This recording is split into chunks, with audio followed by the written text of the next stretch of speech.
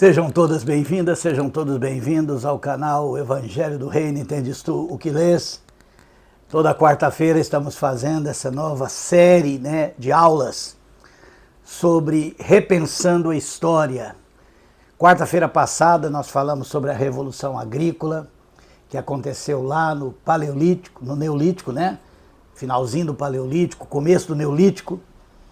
Essa Revolução Agrícola que muda toda a forma de organização da sociedade, que faz surgir classes sociais, que faz surgir a propriedade da terra, a luta pela terra, e é nesse contexto de guerras e lutas pela terra que se dará a ascensão do patriarcado, Lembrando que antes a figura central da vida social e que definia o ser do ser humano era a mulher, Todos os valores da maternidade, do cuidado, definiam o ser humano. E a figura da mulher era o grande modelo que moldava a sociedade até então, uma sociedade igualitária, uma sociedade fraterna, uma sociedade onde não havia acumulação nem exclusão social. Isso tudo surge após a descoberta da agricultura e todas as mudanças que aconteceram. Bom, se você quiser saber mais, assista esse vídeo. Hoje eu quero falar de uma outra revolução que vai marcar a história da humanidade, uma nova mudança significativa na vida humana, nas relações sociais, na relação entre as nações, que é a Revolução Industrial.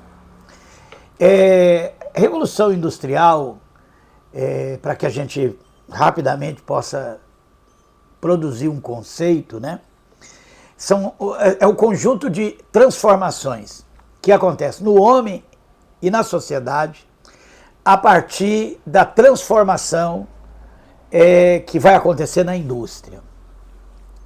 Nesse aprimoramento técnico, nessa nova forma de organização da produção industrial.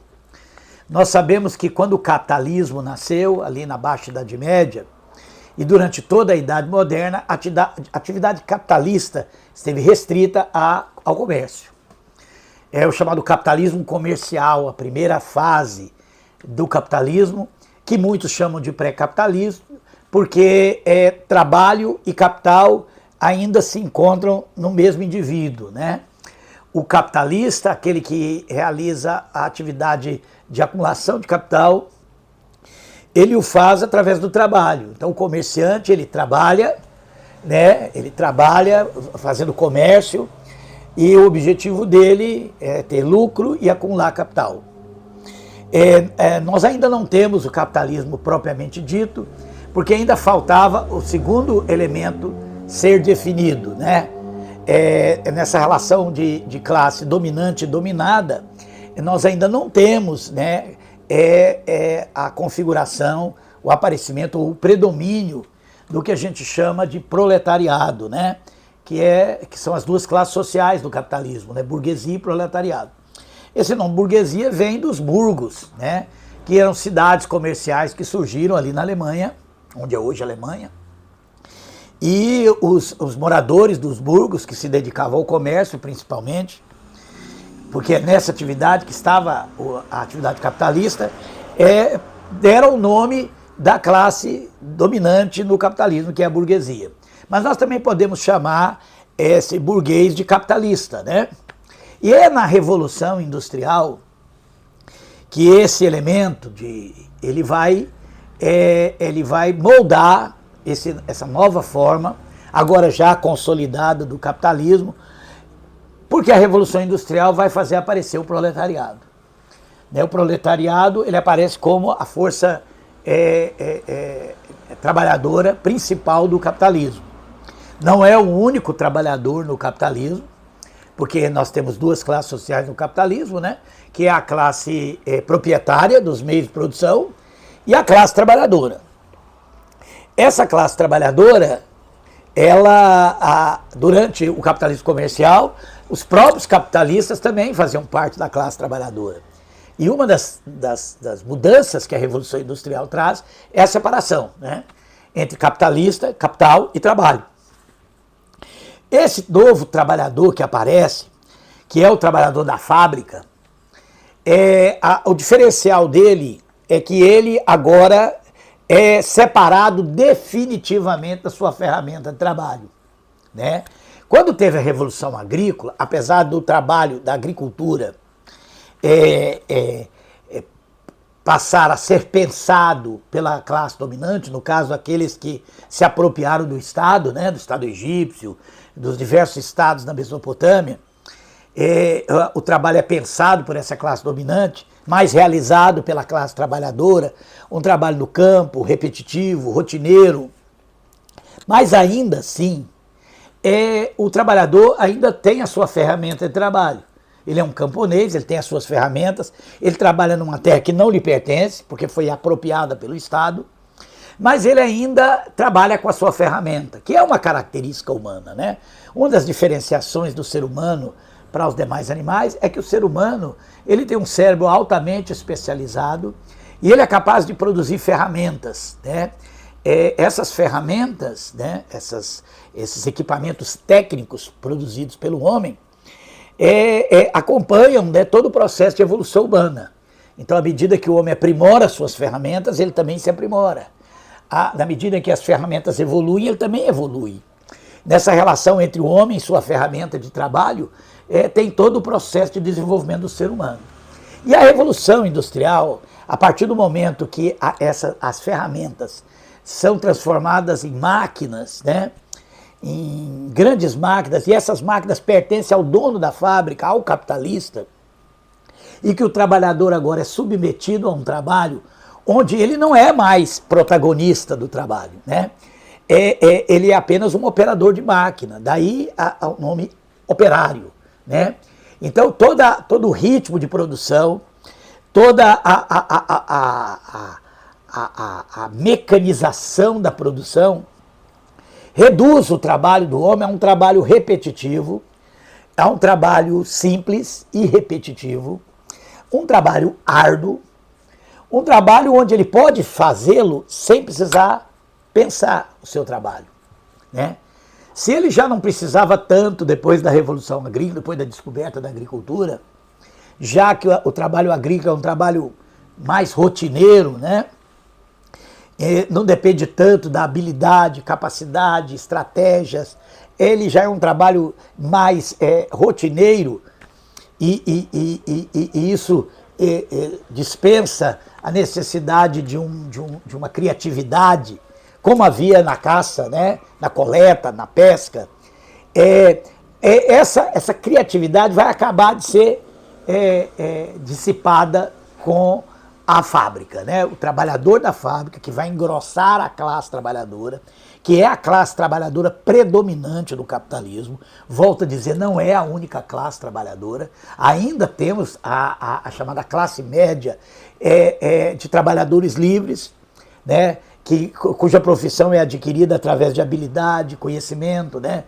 Hoje, principalmente nas universidades, né? O médico, engenheiro, advogado, o professor e todos aqueles que precisam de um desenvolvimento intelectual, de um conhecimento na sua profissão, né? Esse é também classe trabalhadora dentro do capitalismo. Mas não é a principal classe trabalhadora, nem é de onde vem a riqueza do capitalista. A gente já sabe, você já deve ter me ouvido falar em algum lugar, que a mercadoria mais lucrativa no capitalismo é o trabalhador, né? E que a riqueza é o resultado de trabalho não pago. Algo que foi muito bem explicado na obra O Capital, de Karl Marx, né? Onde ele mostra e demonstra matematicamente que, né, a acumulação de capital se dá através do trabalho não pago, que vem da diferença do lucro gerado pelo trabalho do trabalhador e a diferença com o seu salário. Na prática, grosso modo, significa que às vezes um dia de trabalho paga o salário do trabalhador.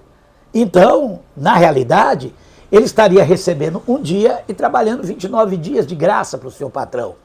E são justamente esses 9 dias que não são trabalhados de onde vem a riqueza do patrão, né? Então esse é um ponto importante para a gente entender que toda a riqueza do capitalista vem do trabalho não pago. E aí você pergunta, por que esse trabalhador se submete a isso? Porque ao ser reduzido a um mero operário de máquina e ao trabalho rotineiro, cansativo, repetitivo, isso tem um efeito no trabalhador. E esse, para mim, é o que é de mais perverso na Revolução Industrial. É que quando um trabalhador, um ser humano, é submetido a essa condição de existência, a essa condição de trabalho, ele não só é alienado da sua ferramenta de trabalho, já que a máquina pertence ao patrão, mas ele é também alienado do seu desenvolvimento de criatividade, da sua característica humana, né? Que é trabalhar e pensar o seu trabalho. Então, na fábrica, o trabalhador, o operário, me refiro ao operário, ele, que é o grosso do capitalismo, e repito novamente, é de onde vem todo o lucro e riqueza do patrão, ele ao ser submetido a essa condição, ele acaba se tornando alienado não só do seu trabalho, mas alienado da sua condição de humano. E assim fica mais fácil dominá-lo. Não é à toa que a Revolução Industrial, assim como a Revolução Agrícola, vai trazer as guerras. Tanto a Primeira Guerra como a Segunda Guerra Mundial e todas as guerras que adviram depois, né, da Revolução Industrial do século XIX, incluindo a Guerra de Secessão Americana, de 1861 a 1865, essas guerras do século XIX, elas são umas consequências da Revolução Industrial, da disputa por matérias-primas, da disputa sobre terras onde havia essa riqueza em abundância das matérias-primas industriais, principalmente para a fabricação do aço, que é o carro-chefe da segunda Revolução Industrial, matéria-prima necessária para a indústria automobilística, para a indústria de bens de consumo durável, mas principalmente para a própria indústria da guerra. E é aí que nós precisamos entender algo que a Revolução Industrial se serviu. Esse trabalhador alienado, cansado, que realiza um trabalho repetitivo, de baixa qualificação e que por isso recebe muito baixo salário, ele se torna alguém sob o controle do seu patrão. E é nesse momento que nós temos essa figura do patrão redesenhando o patriarcado no mundo, né? Aquele patriarca que surgiu das guerras na antiguidade, que vai se apropriar da religião e moldá-la aos moldes do patriarcado, que vai moldar o Estado, né, aos moldes dessa religião patriarcal, e que vai dominar as terras, né, porque a terra é o grande meio de produção apropriada por essa classe dominante. Aqueles que não têm acesso à terra ou não têm a propriedade da terra, né, eles podem usar, mas não têm a propriedade, eles vão ser ou servos ou escravos. Das guerras vão vir os escravos, né? Como foi na Grécia, em Roma.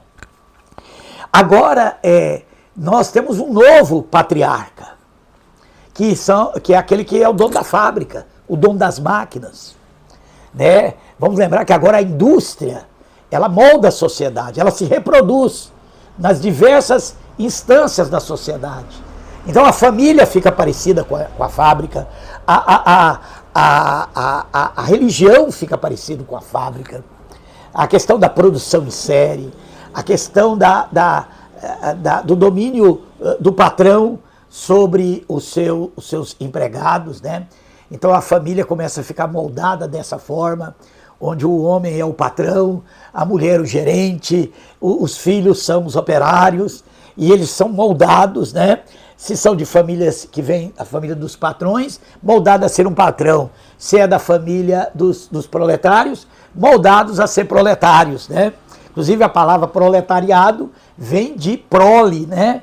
Mostrando que as famílias vão começar a produzir, né, como uma fábrica, patrões, né? As famílias de patrões vão produzir patrões e as famílias proletárias vão produzir proletários que vão trabalhar nas fábricas, mas não só trabalhar na fábrica. Em muitos momentos, na medida que essa exploração se torna muito grande, E isso vai acontecer no século XIX, né? De tal forma que alguns intelectuais, não o próprio proletariado, mas principalmente trabalhadores livres, intelectuais, vão perceber, né, essa selvageria do capitalismo, esse sistema desumano que é o capitalismo, onde o dinheiro está acima das pessoas, vão começar a pensar uma nova sociedade. É aí que vai nascer o socialismo. E o socialismo vai ser muito difundido nos sindicatos de trabalho, em partidos socialistas. Nós vamos ter muitas visões de socialismo no século XIX e vai começar a alcançar essa classe trabalhadora explorada, né? E é aí que o novo patriarcado, esse patriarcado redesenhado na figura do patrão, vai criar novos conceitos para subjugar a classe trabalhadora e afastá-la dessa possível conscientização da exploração. Ou seja, o patrão quer continuar enriquecendo às custas de salários não pagos, mas não quer que o trabalhador perceba isso. Então vai criar para esse trabalhador, vai criar um discurso, que é o discurso nacionalista, que também marca o século XIX, e é aí que vai surgir uma nova concepção de patriarcado encarado na ideia de pátria. É fazer do trabalhador que trabalha para enriquecer o patrão, que não recebe os salários que merece pelo seu trabalho, que lhe é devido pelo seu trabalho, mas ele não pode perceber isso. Então é despejado sobre esse trabalhador o discurso do patriotismo. E é justamente esse patriotismo que vai levar e vai transformar esse operário em soldado, né? É por isso que nós vamos ter, né, a Primeira Guerra Mundial, a Segunda Guerra Mundial, onde os trabalhadores vão trocar aquele capacete de plástico que ele usa na fábrica no capacete de aço. E ele vai então lutar as lutas do patrão. Ou seja, ele vai ser um patriota, ele vai lutar pela pátria, porque a pátria vai tomar a forma desse domínio dos patrões. E então nós vamos ter aí esse novo patriarcado, sob o discurso nacionalista, sob o discurso de patriotismo, né? Não é à toa que a palavra patriota tem a mesma raiz que a palavra patrão, que é o patriarcado, né?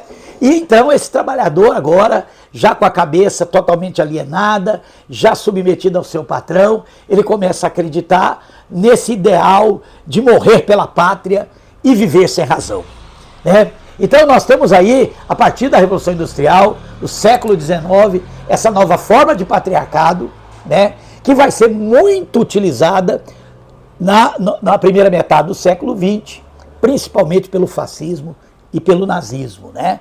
Com o seu nacionalismo exacerbado, com o seu discurso às classes trabalhadoras, o discurso de nacionalismo, o discurso de colocar a pátria em primeiro lugar, a pátria acima de tudo, sempre também utilizando aquela religião moldada nos moldes patriarcais, né?